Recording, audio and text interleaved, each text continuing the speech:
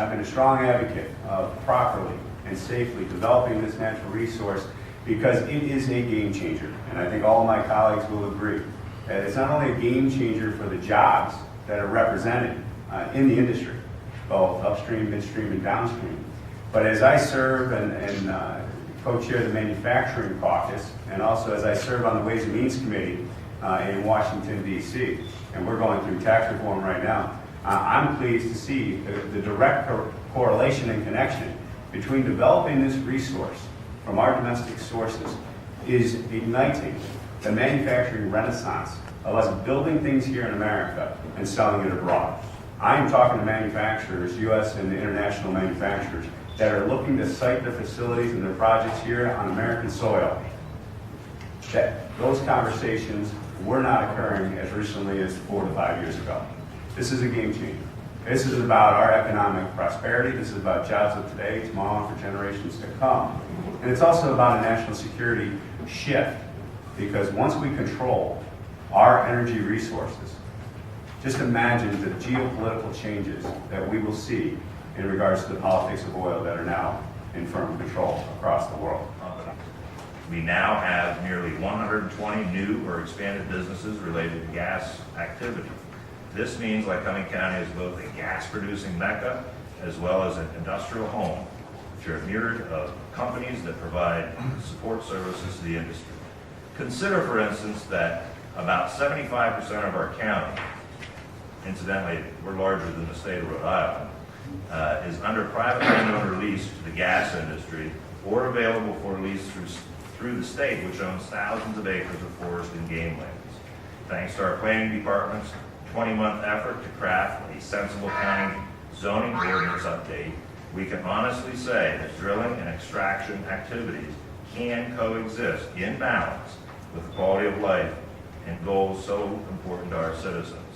This is what, we don't have time, we're very constricted here with time, so I've singled out one energy company, and you see in red, Chesapeake Energy has a prolific presence in Bradford County in particular, and in Tioga County it's predominantly shale gas wells.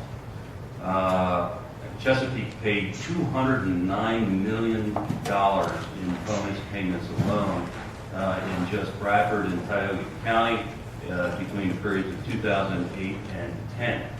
The royalties earned by landowners between January 2008 and 2012 in Tioga County was $163 million. A lifetime royalty for wells permitted is of 713 is estimated to be $4.3 billion in Bradford County, and in Tioga County, $3.3 billion. Total lifetime royalty combination, $7.6 billion for our royalty owners in Tioga and Bradford counties.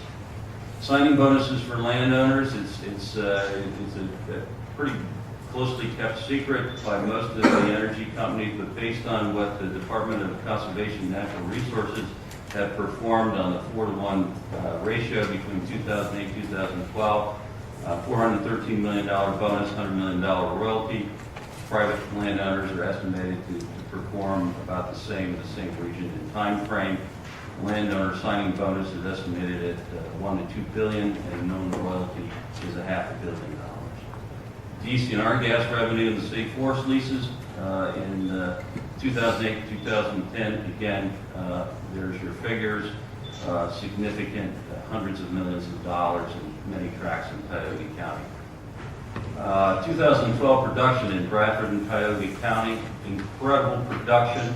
Bradford County, 520 million MCF, a value of $1.5 billion. In Tioga County, 201 million MCF, about $500 million, for a total of 721 MCF, or $2 billion worth of value production.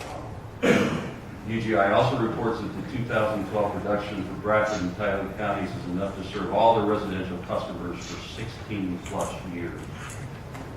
Our production equals, in Bradford and Tioga County alone, equal 11% of 65 million gas households in the entire United States of America.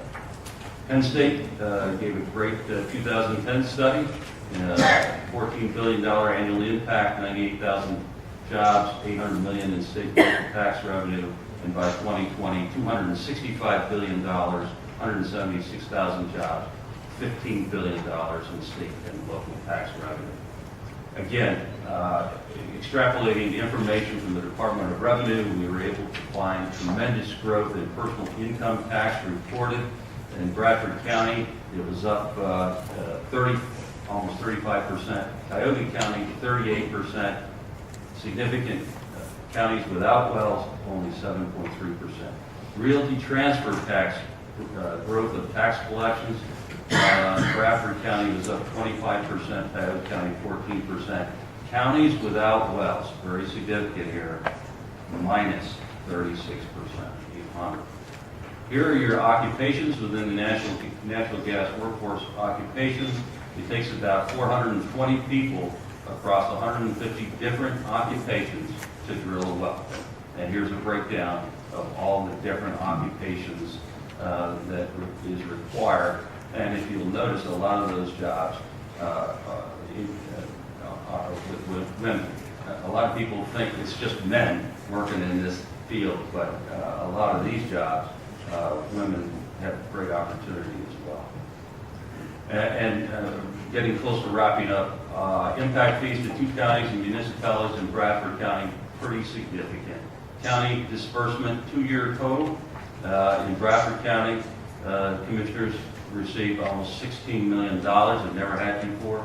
The local townships and boroughs for a 2-year period in Bradford County are now reaping $23 million. For a total, 2-year total in Bradford County, the impact fees of almost $40 million that we never had before until, really started. In Tioga County, the county commissioners have received over $9 million in the last 2 years, and the townships have received over $13 million for a total of $22 million in Tioga County in the last 2 years.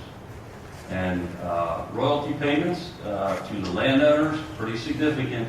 Bradford County, $373 million. Tioga, $148 million. Look at the estimated lifetime royalty income.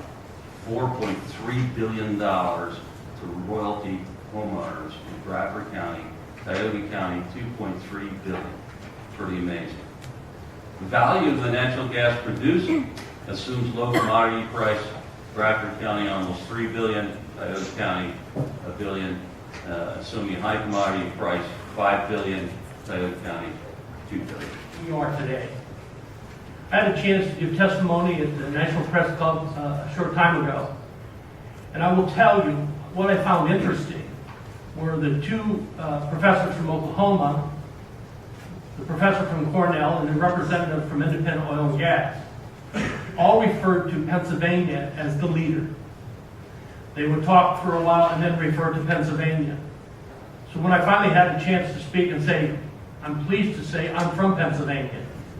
Going back to Mr. Henderson's remark, you know, to have that much reference by people who were doing a study on the effects of natural gas development in this nation, I thought was a compliment. What does it mean to this nation? That's the question. And what goes with that is, what do we need to do currently, immediately, and continuously in regard to challenging the safety and the environmental side of this? If we do this correctly, we don't have to apologize for what we're doing. If we do this properly, I don't care where your stance is on it, it'll be hard to deny what it really means, and that is a benefit. The Commissioners meeting, we announced to the Board of Commissioners that we were opposite of the suggestion you would drill into the aquifer for the purpose of fracking, and that was a directive from the public, protect the water. Shortly after the meeting, we received calls from every regulatory group that could communicate with us indicating you don't have the right. And they were correct. We don't have a right, a policy or a resolution, but we do have a responsibility.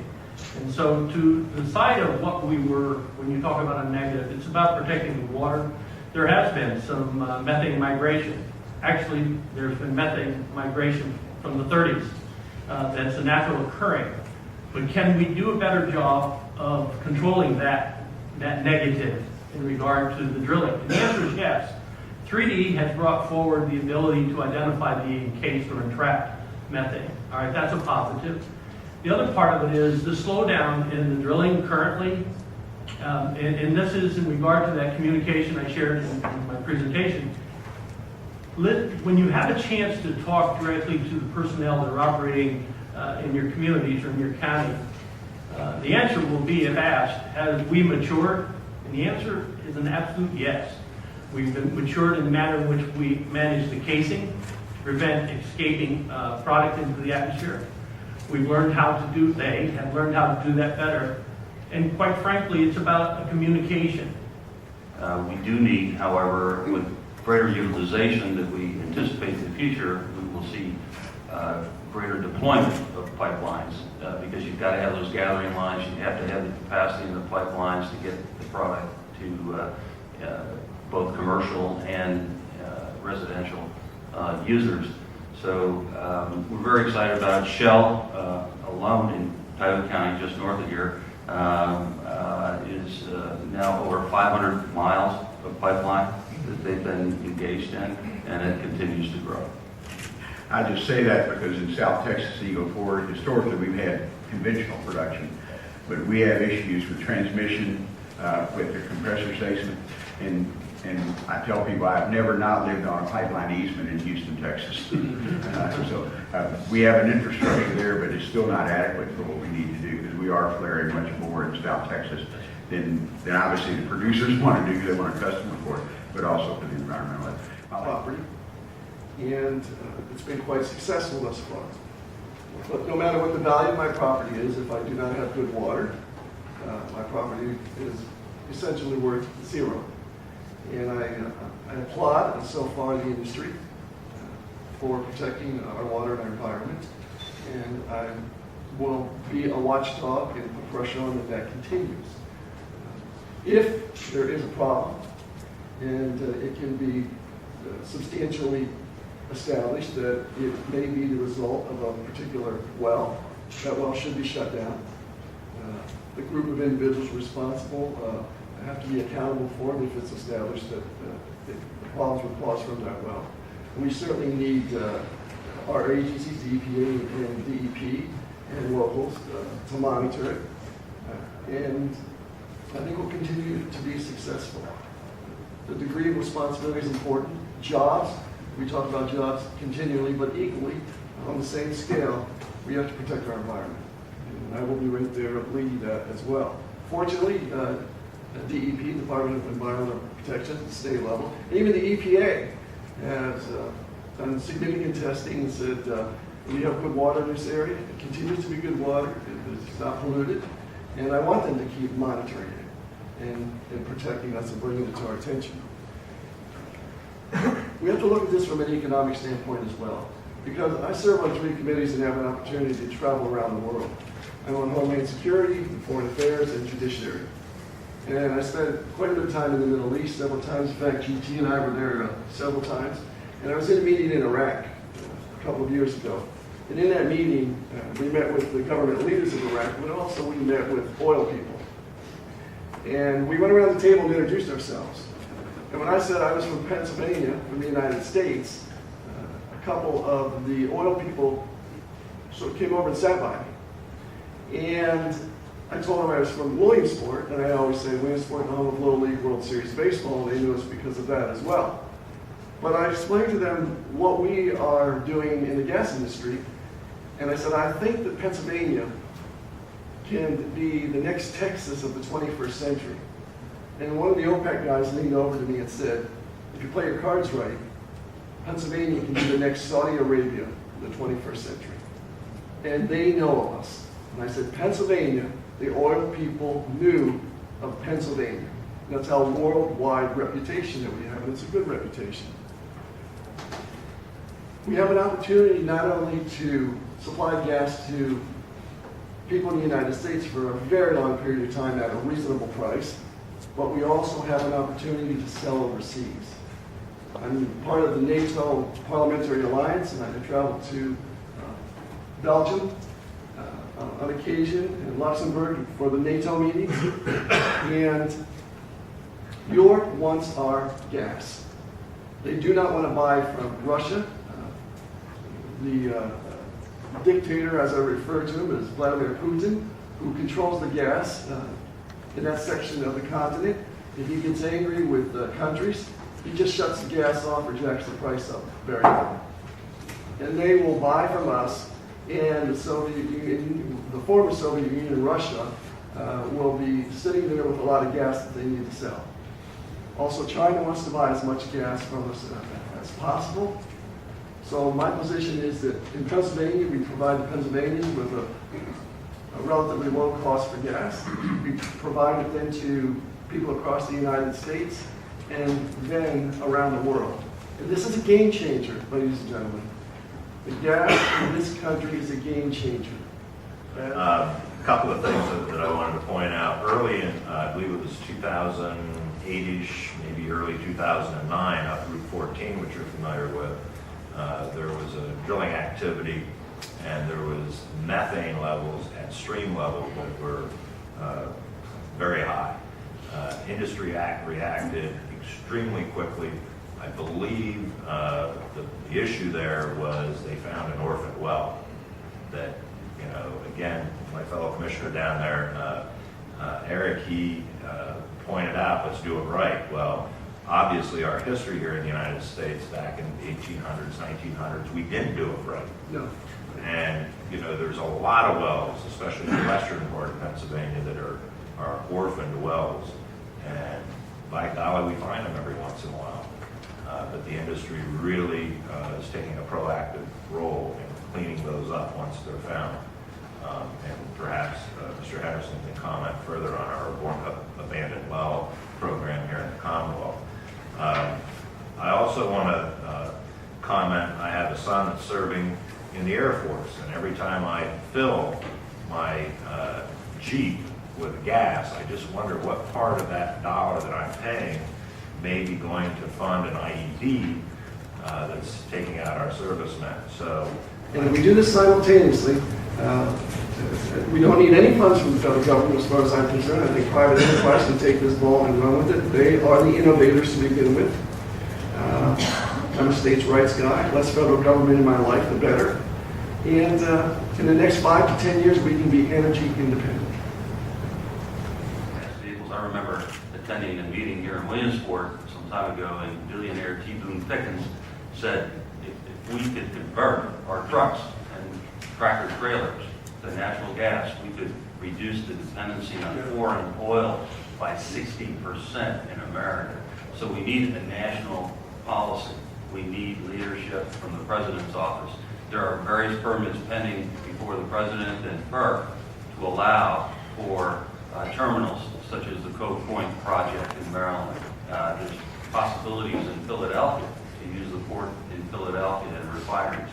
There's just so much opportunity. We have the gas in the ground.